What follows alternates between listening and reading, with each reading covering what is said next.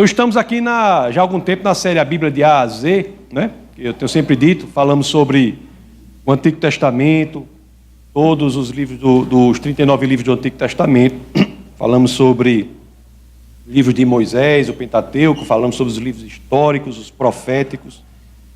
Entramos no advento do nascimento de Jesus Cristo, na biografia de Jesus, com os evangelhos Mateus, Marcos, Lucas e João. Estamos atualmente aqui no Evangelho de Lucas. A vez passada, o culto passado, eu falei sobre a ressurreição. E hoje o tema central do nosso bate-papo de hoje é a ascensão de Jesus aos céus.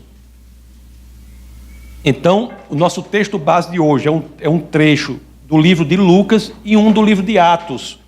Por que Atos? É porque quem é da minha geração vai entender. Atos é como se fosse Rambo 2 e Lucas Rambo 1. É a continuação, né? O médico Lucas escreveu o seu evangelho, escreveu a continuação no livro de Atos. Lucas foi o autor que mais escreveu no Novo Testamento. Paulo escreveu o maior número de livros. Mas em termos de quantidade de texto, se você for ler o evangelho de Lucas, o livro de Atos é uma peça histórica fabulosa. É fabuloso. Do ponto de vista histórico, o livro de Atos encanta até hoje os historiadores, né? Pra vocês terem uma ideia, há 84 fatos que são provados pela história ou arqueologia só em Atos. É um livro fabuloso. Mas vamos falar sobre a ascensão hoje. Então eu peço a gentileza de vocês para aqueles que assim queiram, abram as suas escrituras no Evangelho de Lucas, no capítulo 24, vamos ler os versos 50 a 52, que é parte do texto base do nosso bate-papo de hoje. Lucas 24, 50 a 52. Assim dizem as Escrituras. Tendo-os levado até as proximidades da Betânia, Jesus ergueu as mãos e os abençoou. Estando ainda a abençoá-los, ele os deixou e foi elevado ao céu. Aí o 52. Então eles o adoraram e voltaram para Jerusalém com grande alegria. 53. E permaneceram constantemente no templo, louvando a Deus. Pessoal, no culto passado, a gente disse assim, né? Que aquelas mulheres, quando foram ao túmulo de Jesus, Jesus ali não estava, as Escrituras dizem que elas ficaram perplexas, boquiabertas. Uma perplexidade tomou conta delas, porque chegaram no túmulo e Jesus não estava. Aí a gente falou assim, olha, por que essa perplexidade? Se o próprio Jesus ensinou que ressuscitaria. Da mesma forma, esse trecho aqui, quando a gente lê da primeira vez, a gente fica sem entender nada. Porque você já prestou atenção no que você leu? Preste bem atenção. Eles tinham convivido com Jesus. Jesus já tinha convivido os 3 anos do ministério com Jesus. Jesus aqui com os 33 anos, né? Aí Jesus ressuscitou, passou 40 dias com eles lá, e agora ascendiu aos céus. É o último momento aqui. Aí o verso 52 diz assim, ó. Então eles, porque o 51 diz, ó. Estando ainda a abençoá-lo, ele os deixou e foi elevado ao céu. Era a festa de despedida de Jesus. A festa de despedida de Jesus. Então, como é que o 52 diz assim? Então eles o adoraram e voltaram para Jerusalém com grande alegria. Como é que esses homens estavam com grande alegria porque Jesus tinha ido embora? Não é incrível? Um povo que tinha convivido com Jesus, tinha sido ensinado por ele. O próprio Jesus, depois de ressuscitar, a gente vai ver aqui, há pelo menos 12 menções na palavra de Deus de encontros com pessoas. Esse povo, mesmo depois, como é? Me explique, como é que eles estavam alegres? Se você vai para uma festa de despedida de alguém, a pessoa vai passar muitos e muitos anos em algum lugar. Você vai para essa festa, você está absolutamente alegre porque a pessoa vai embora? Geralmente tem choro, né? O povo se abraça, pode estar até contente assim se ele for para um negócio bom, mas a pessoa fica triste, né? E como é com o próprio Jesus que eles estavam alegres? O viajante aqui, porque diz, e permaneceram constante, aí diz o 52, o 50, tendo-os levado para as proximidades da Betânia, Jesus ergueu as mãos e os abençoou. Estando ainda a abençoá-lo, ele os deixou e foi elevado ao céu. Então eles os adoraram e voltaram para Jerusalém com grande alegria. Isso aí é uma coisa que causa logo uma surpresa, assim, uma surpresa. Os discípulos tendo convivido com Jesus 40 dias depois. Por quê? É isso que a gente tem que entender hoje. Por que que havia essa alegria nos discípulos quando Jesus foi embora? Porque na ceia, na última ceia, quando há uma referência de Jesus de que isso aconteceria, eles ficaram praticamente aterrorizados. E aqui não. As Escrituras dizem que estavam alegres. O que foi que ocorreu, meus caros, entre o fato histórico da ressurreição de Cristo e o da ascensão de Cristo aos céus? O que foi que ocorreu neste período, neste íntere de 40 dias, que fez com que o humor, a predisposição desses discípulos mudassem a ponto deles estarem alegres, porque Jesus foi aos céus? O que foi? Para entender isso, é que nós vamos ver aqui os motivos ou porquê das aparições de Jesus depois que ele ressuscitou aos discípulos. Vamos procurar aqui alguma pista nessas aparições de Jesus para entender o porquê que eles ficaram alegres. O porquê. E é aí que eu vou fazer uso da continuação do livro de Lucas, que é o livro que Lucas escreve depois, que é o livro de Atos. É por isso que eu já peço a vocês para que abram as Escrituras no livro de Atos, logo no comecinho. Vamos ler o comecinho, do capítulo 1, verso 1 ao 3. A ascensão de Jesus é o que separa o Evangelho de Lucas. Ele escreve o Evangelho de Lucas até a ascensão de Jesus, e Atos continua a partir daí. Então vamos ler Atos capítulo 1, verso 1 a 3. Assim diz as Escrituras. Atos 1. Em meu livro anterior, Teófilo, escrevi a respeito de tudo o que Jesus começou a fazer e a ensinar, até o dia em que foi elevado aos céus. Depois de ter dado instruções por meio do Espírito Santo aos apóstolos que havia escolhido. 3. Depois do seu sofrimento, Jesus apresentou-se a eles e deu-lhes muitas provas indiscutíveis de que estava vivo. Aqui, me parece, uma justificativa das aparições deles, Jesus, para dar provas indiscutíveis de que estava vivo, de que havia ressuscitado. Aí continua: apareceu-lhes por um período de 40 dias, falando-lhes acerca do reino de Deus. Nós vemos aqui, meus amados, no verso 3, algumas dicas sobre o que Jesus fez nesse período, depois da ressurreição e até a ascensão, que vai nos explicar o porquê que os discípulos no final estavam alegres. A primeira dica é que Jesus apareceu aos apóstolos para provar que havia ressuscitado. E a segunda, Jesus apareceu aos discípulos para falar do reino de Deus. Da prova da ressurreição, nós temos muitas, né? Nós temos muitas. Até porque a ressurreição é um fato central para o cristianismo. A primeira carta aos Coríntios, capítulo 15, verso 14, diz que é o que Paulo escreve, quando eu falo sobre isso, eu sempre digo, é a passagem mais corajosa que eu já li em qualquer livro religioso. Porque Paulo diz: se Cristo não ressuscitou, é vã nossa fé, é vã nossa pregação. Então Jesus dá muitas provas de que ele de fato estava ressuscitado. Eu colecionei aqui, porque eu não vou falar sobre isso, mas eu colecionei aqui 12 momentos em que Jesus aparece aos apóstolos depois de ressuscitado. E veja bem, viu?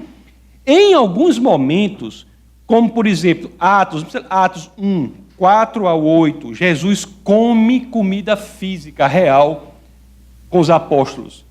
Você tem outras situações aqui que mostram as feridas, como João 20, 24 a 31. Outra situação em que ele come comida e mostra as feridas. Lucas 24, 36 a 49. João 20, 19 a 23. Em Lucas 24, 13 a 35, ele come também. Ou seja, tem muitas situações, são 12, que eu não vou pregar sobre isso, mas são 12, de aparições para que os apóstolos tivessem a convicção de que aquele era o Filho de Deus. Por que eu estou dizendo aqui que ele comeu comida real? Porque eu estou dizendo aqui que, inclusive, tem uma situação que ele foi tocado, fisicamente tocado. E dessas situações aqui das 12, em 4, ele foi fisicamente tocado. Por quê? Para não saber que foi um espírito. O povo diz, não, é um espírito, né?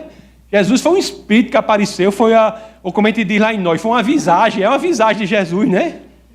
É um espírito que apareceu. Não. Ele apareceu com a ressurreição física do corpo. Tanto que comeu comida, foi tocado. Tá certo? Existem inúmeras provas.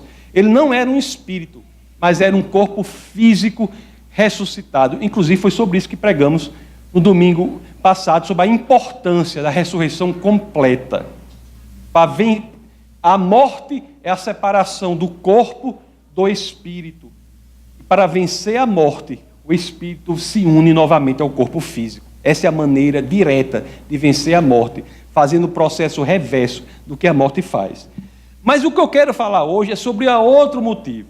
Porque não foi só para provar a ressurreição que ele apareceu, não. Lá em Atos 1:3, conforme nós vimos, lá no finalzinho diz, falando-lhes acerca do reino de Deus. Os discípulos foram, durante os 40 dias que Jesus de Nazaré passou aqui na terra, depois de ressuscitado, ensinados por ele. Eles aprenderam sobre o quê? Sobre essa nova realidade, o reino de Deus. Jesus ensinou durante esses 40 dias, disse assim, ei pessoal, a partir de agora o macete aqui vai ser assim. O sistema aqui é esse. O que foi, por exemplo, que eles tinham de aprender? Eles tinham de aprender uma coisa com a qual nós já nascemos acostumados. O quê? Porque antes dele morrer, os discípulos eram ensinados por ele, mas Jesus estava sempre presente fisicamente, perto deles. Agora não. Jesus aparecia, ensinava, desaparecia. Jesus aparecia depois, ensinava, desaparecia. O que é que ele tinha que aprender? Uma coisa importantíssima, tinha que aprender a não depender da presença física de Jesus. É algo que todos nós sabemos que temos que viver, aprender a fazer isso. Os discípulos não tinham sido ensinados assim até então. E agora eles tinham que se desintoxicar, desmamar daquela dependência da presença física de Cristo, para que pudessem, sim, aprender a viver pela fé. Lá em 2ª carta aos Coríntios, capítulo 5, verso 7, as Escrituras dizem, né? Porque vivemos pela fé, não pelo quê? Vemos. É um motivo. Os discípulos aprenderam isso. É isso que nós fazemos. E isso foi um dos pontos principais no treinamento de 40 dias, né? O treinamento intensivo que eles tiveram depois de Jesus ressuscitado, antes de ascender aos céus, para aprender a fazer isso. Agora, tem outras coisas que nós aprendemos aqui também. Outra coisa que eu fico impressionado quando eu leio isso aqui, quando eu leio esse texto da ascensão de Cristo, é o seguinte. Meu amigo, não é pouca coisa. Um caba vai para o monte e é levado pela nuvem ao céu. É um fenômeno espetacular. Alguém já viu isso acontecer com alguém? Não.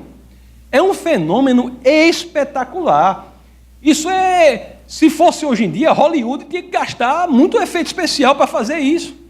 Não é fácil, é uma coisa incrível. Aí quando nós vamos ler o relato disso nas Escrituras, é escrito de maneira tão calma, tão quieta, como se os discípulos já tivessem sido ensinados aquilo, o sobrenatural, a ficha estava caindo.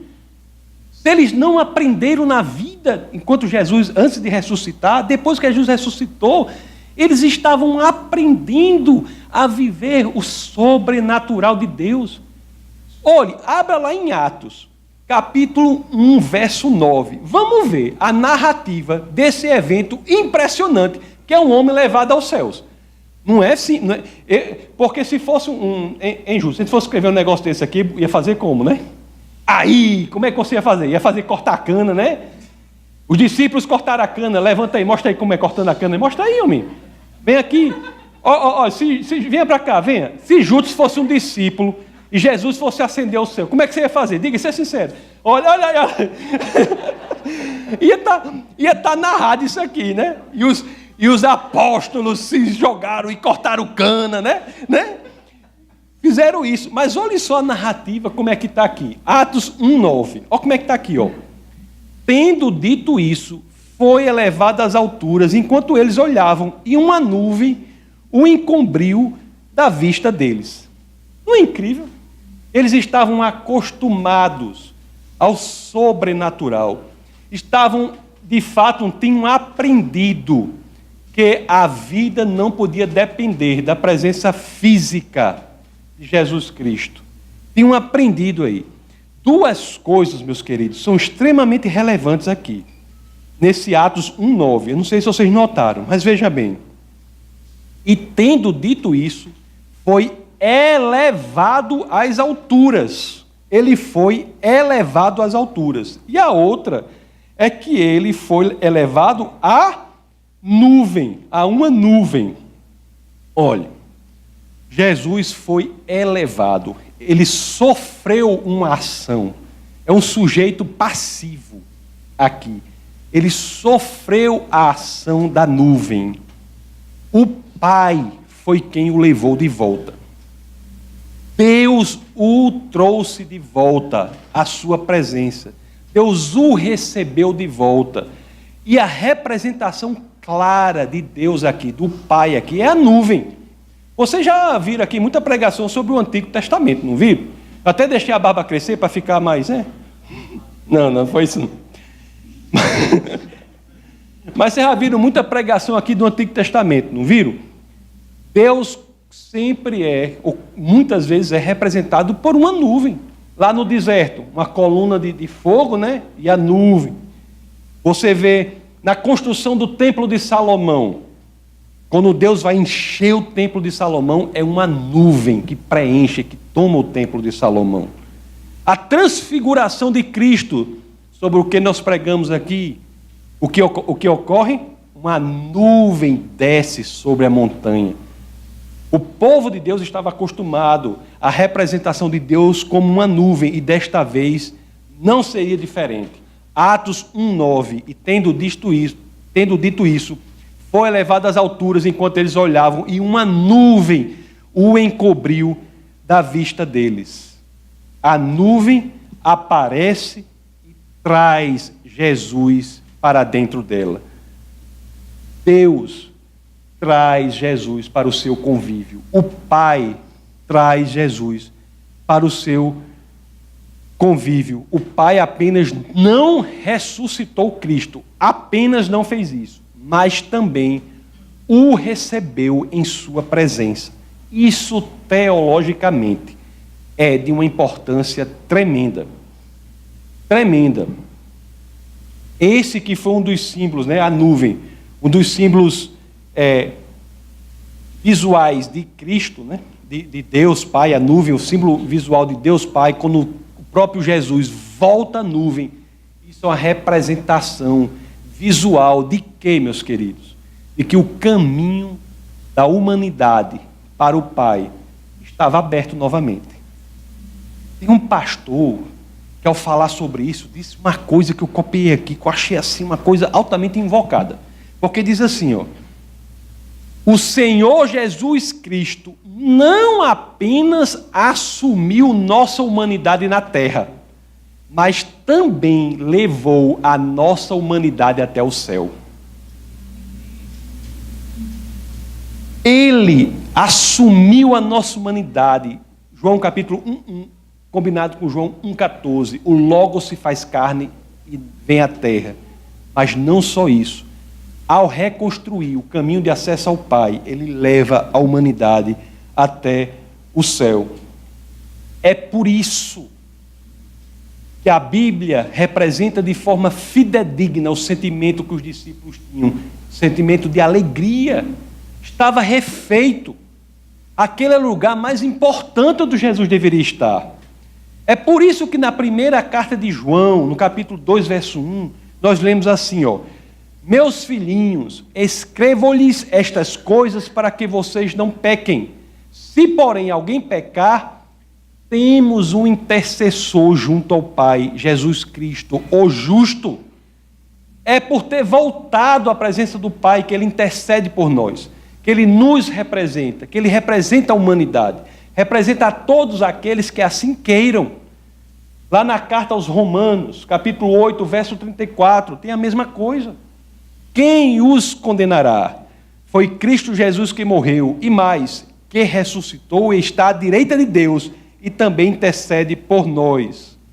Outra coisa, meus amados, que é absolutamente impressionante, no texto que já lemos hoje, eu não sei como a Bíblia é um negócio incrível, porque, veja bem, vamos reler o que a gente já leu, Lucas 24, 50 a 51, veja que coisa impressionante.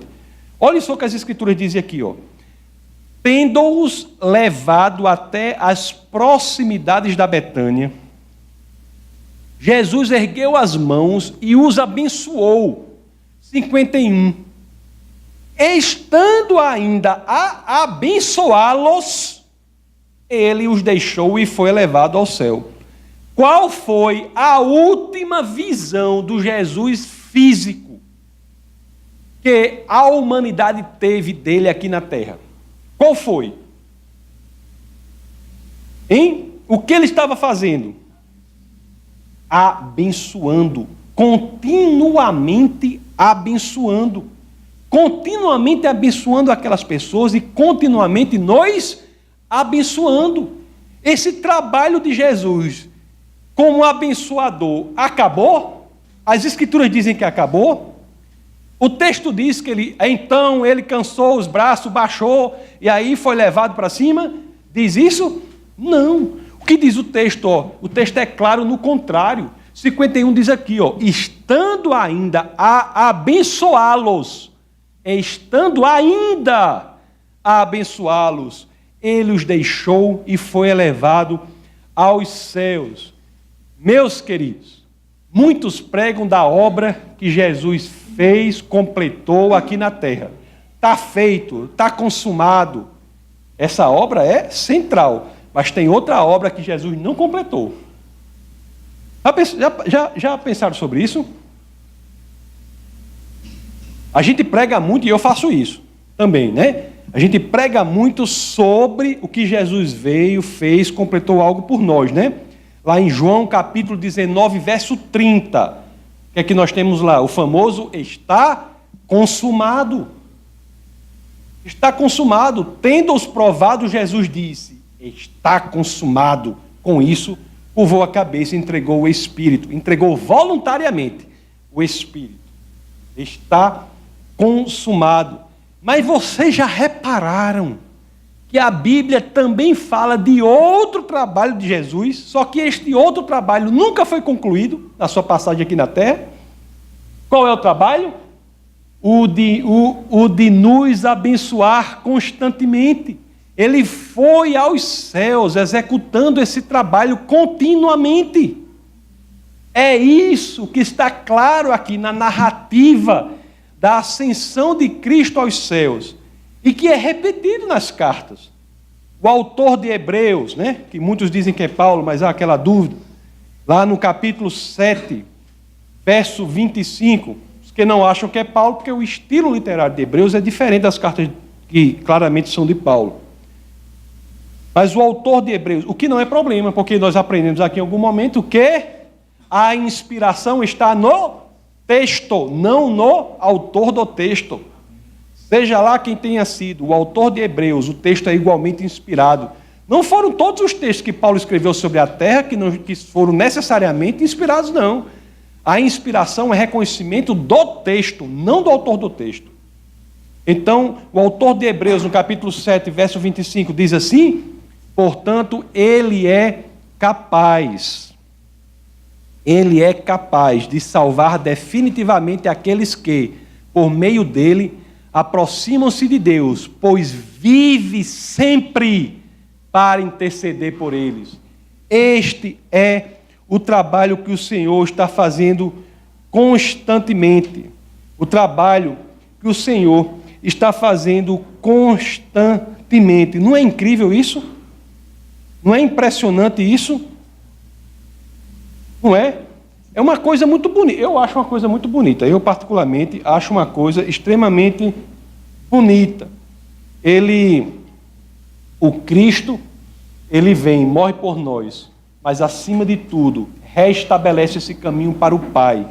E se tem uma representação visual belíssima disso, é na questão, quando ele sobe para as nuvens. É por isso, meus queridos, é dentro dessa perspectiva, dessa ideia de que esse caminho está restabelecido. E também depois de que que Jesus enviaria o Espírito de Deus para nós, que os apóstolos tiveram a convicção e a coragem de fazer tudo o que era permitido, tudo o que era possível, e fizeram o que fizeram. Mas esse trabalho também é para nós. Se nós pensarmos, o que é que nós temos feito da nossa vida? Irmã, vamos preparando aqui, irmã, já vou preparando que a gente já vai fazer a ceia hoje. Se a senhora já puder ir aproveitando, já ir distribuindo para a gente ganhar tempo, mas me diga uma coisa. Me diga, o que é que nós temos feito? O que é que nós temos feito, meus queridos? O que é que nós temos feito na nossa vida? Os discípulos eram honestos, sinceros diante das coisas que ocorriam, mas eles viram que o caminho estava refeito para o Pai, como está para nós também, pelo que Cristo conseguiu. E depois o Espírito Santo foi enviado. O Espírito Santo foi enviado para a verdade, para nos convencer da verdade, e isto serve para nós também. E a gente, meus queridos, o que é que nós fazemos? Você já se perguntou qual o seu papel, o sentido da existência de cada um aqui na terra, se não é para fazer Jesus Cristo mais conhecido para os demais? Nós não estamos aqui na terra por acaso. Nós não estamos aqui para passar o tempo. Nós estamos aqui com uma missão que é possível pelo que Cristo conseguiu para nós. É por isso que ele diz sempre, meus amados, que nós devemos ceiar na última ceia, para que nós nos lembremos dele, para que nós saibamos que a existência de Cristo é algo que deve revolucionar a nossa vida. É o que eu sempre fico dizendo aqui. Essa não é a igreja em que as pessoas são chamadas ao conforto. Essa é uma igreja em que as pessoas são chamadas ao desconforto. Se alguém estiver confortável aqui, não é para ficar assim, está no lugar errado. Procura um lugar por aí que você vai ficar confortável. Aqui é o lugar para gerar desconforto. É o lugar para você dizer que Jesus entrou na sua vida e bagunçou tudo dentro de você, colocou tudo de cabeça para baixo. Por quê? Porque você tem que sentir essa chama no seu coração, essa vontade de urgência de fazer o que você puder por Cristo. É isso que os apóstolos tiveram, e é isso nessa representação da ceia que somos chamados a nos lembrar, que nós não estamos aqui por acaso. A ceia é uma forma de trazer tudo isso à nossa memória. A gente não pode viver uma vida morna, uma vida mais ou menos, uma vida que se resume ao passar dos dias, o passar das horas, uma vida sem um sentido sobrenatural. Cristo veio nos ensinar da sobrenaturalidade da nossa existência. Ele veio nos ensinar que o que vemos aqui não é o mais importante. O mais importante é o que não vemos. É viver esta existência com a perspectiva da eternidade. Nós temos que ter essa chama queimando dentro de nós. Isso daqui não é um clube social, não é uma associação recreativa. Isso aqui é um lugar para somarmos força, para atingirmos aqueles que ainda não foram atingidos. O ato de ceiar, meus amados, não é nem de perto uma burocracia a ser feita. Se há algo que afasta o homem de Deus é a religião, é a religiosidade. O ato de ceiar é, acima de tudo, uma representação de um estilo de vida. Um estilo de vida que pode ser descrito como Paulo disse, que viver é Cristo, morrer é lucro. Viver é Cristo. Não há outra forma de descrever o cristianismo. Ou como C.S. Lewis dizia, ou o cristianismo é para você a coisa mais importante que existe. Ou então diga logo que não é de nenhuma importância. Não adianta ter essa plaqueta se dentro do seu coração você não é honesto para trabalhar as suas dificuldades. Vamos ser sinceros diante do Senhor. Vamos ser sinceros.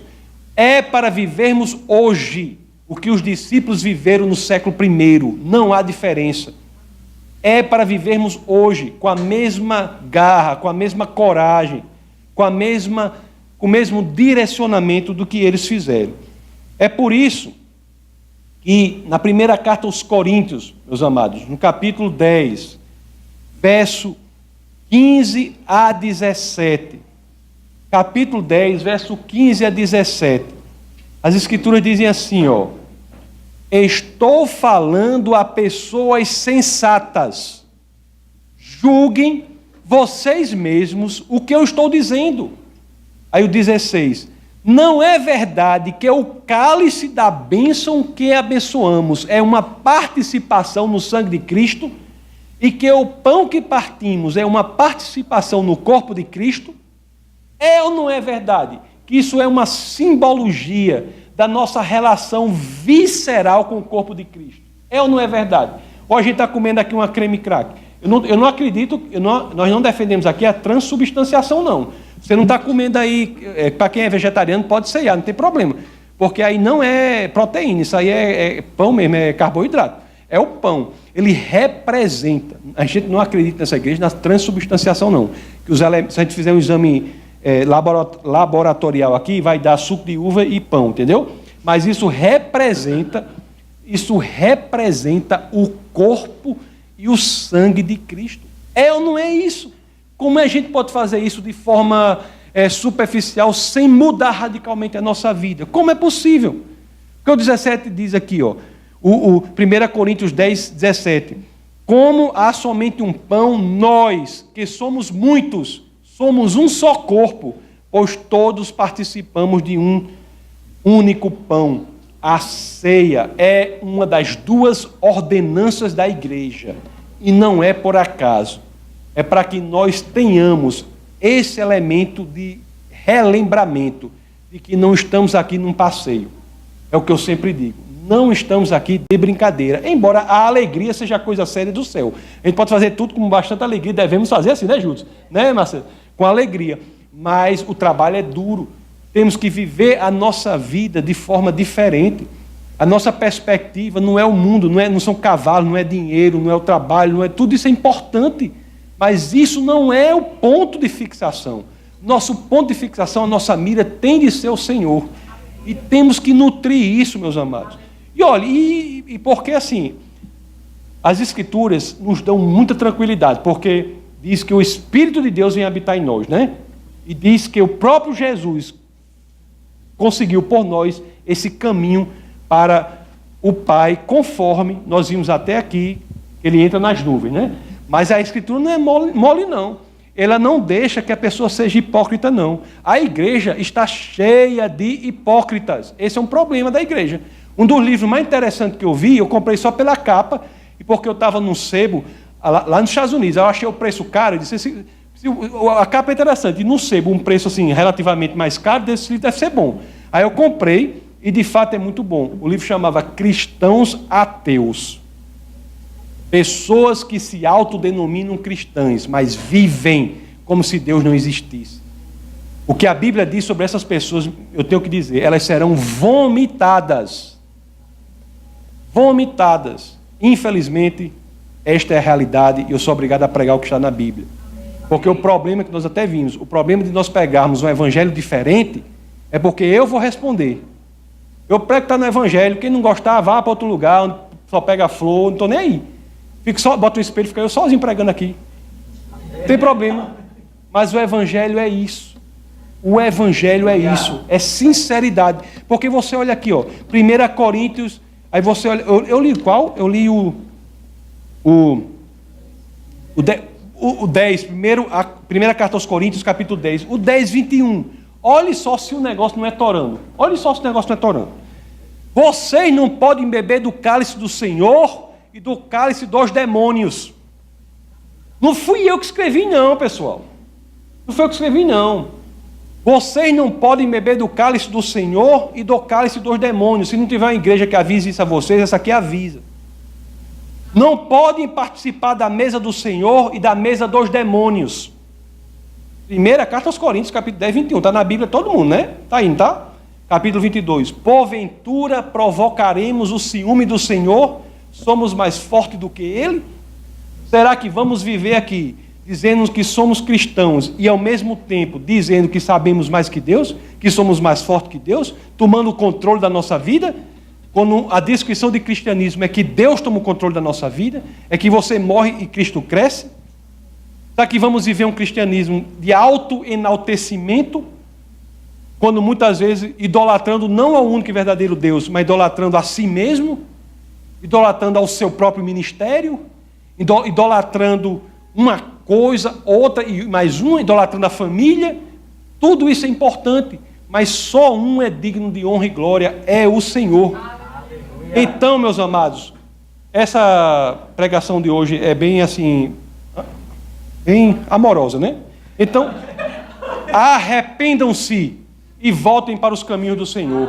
Essa é a mensagem do Evangelho. Arrependimento. Era desde o século I, ainda continua sendo. Por mais que votem na Câmara lá do Senado para fazer a reforma da Bíblia, não vale. Né? O texto da Bíblia não muda. É arrependimento e voltar aos caminhos do Senhor. Com essas palavras de amor no nosso coração, que é amor, é cuidado, é direcionamento para o que é a verdade, nós vamos participar da ceia do Senhor. Então vamos ler, já que estamos falando de Lucas, vamos ler em Lucas, que todos os evangelhos falam da ceia. E até a carta de Paulo relembra, né? Paulo relembra a ceia. Mateus, Marcos, Lucas e João. Lucas aqui, capítulo 22, verso 19 a 20. Então é com esse entendimento, viu? Com esse entendimento de que se estamos errados não tem problema. Arrependa-se aí no lugar que você está. Não precisa fazer nada, nenhuma munganga. Só arrependa no seu coração. Arrependa-se e diga: Senhor, eu estava errado nesse caminho. Eu quero consertar. E Deus tem uma coisa boa, que é a seguinte: você se arrepende, quer consertar, aí ele ainda diz assim: ah, quer consertar? Aí ele diz assim: pois nem se incomode, que você não está sozinho não. Eu vou lhe ajudar. Ainda tem isso. Porque você diz assim: rapaz, o que eu estou fazendo de errado é tão errado, que eu não consigo. Aí Deus sabe, Deus diz, né? Eu sei porque Deus diz isso, porque Ele revelou isso no Evangelho, né? Aí diz: eu sei que você não consegue consertar sozinho. É por isso que Jesus falou, né, nas Escrituras, é melhor que o meu Espírito vá, o Espírito de Deus vá. Porque com o Espírito de Deus nós podemos todas as coisas. Então, se há algum problema, Senhor, algum problema, você diga: Senhor, eu me arrependo diante de Ti e peço a ajuda do Seu Espírito para que eu possa viver uma vida que sirva ao único e verdadeiro Deus. Isso é segurança para nós, não apenas nos míseros 80, 90, 100 anos, ou mesmo poucos dias. A gente teve uma filha que morreu com poucos dias. Tanto faz, não é nisso não. Quando você faz isso, é segurança para a nossa eternidade. Ou isso aqui é a verdade, ou jogue fora, ou você está sendo um tolo estando aqui. Ou isso aqui é verdade, ou vai ver o jogo não sei de onde, vai ver a grama crescer aqui, vai ficar olhando para o céu, vai fazer outra coisa. Porque se está aqui, é porque é a expressão genuína da verdade, temos que entender isso e sentir a força modificadora do Evangelho de Jesus de Nazaré na nossa vida. Então é por isso, o Evangelho de Lucas, um dos biógrafos de Jesus, um médico, Lucas, capítulo 22, verso 19 a 20, diz assim: tomando o pão, cadê o pão? Tomando o pão, deu graças, partiu e deu aos discípulos, dizendo: isto é o meu corpo, dado em favor de vocês. Façam isso em memória de mim. Vamos participar do pão.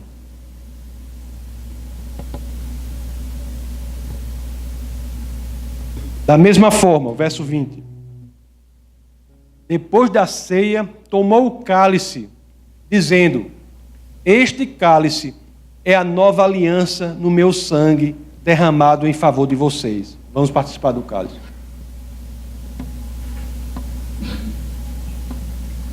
Senhor, muito obrigado, Pai, pela oportunidade, Senhor, de aprender de Ti, pela oportunidade de aprender a Tua palavra, Senhor.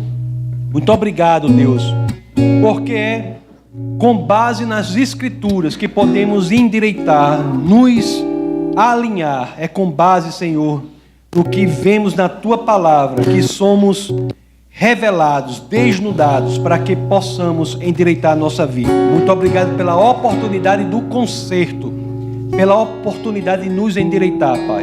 É por isso que todos nós, com o coração abarrotados de agradecimento pela verdade que é revelada na palavra de Deus, que dizemos em uma só voz: amém. Essa foi uma produção do Ministério Internacional Defesa da Fé, um ministério comprometido em amar as pessoas, abraçar a verdade e glorificar a Deus. Para saber mais sobre o que fazemos, acesse defesadafé.org.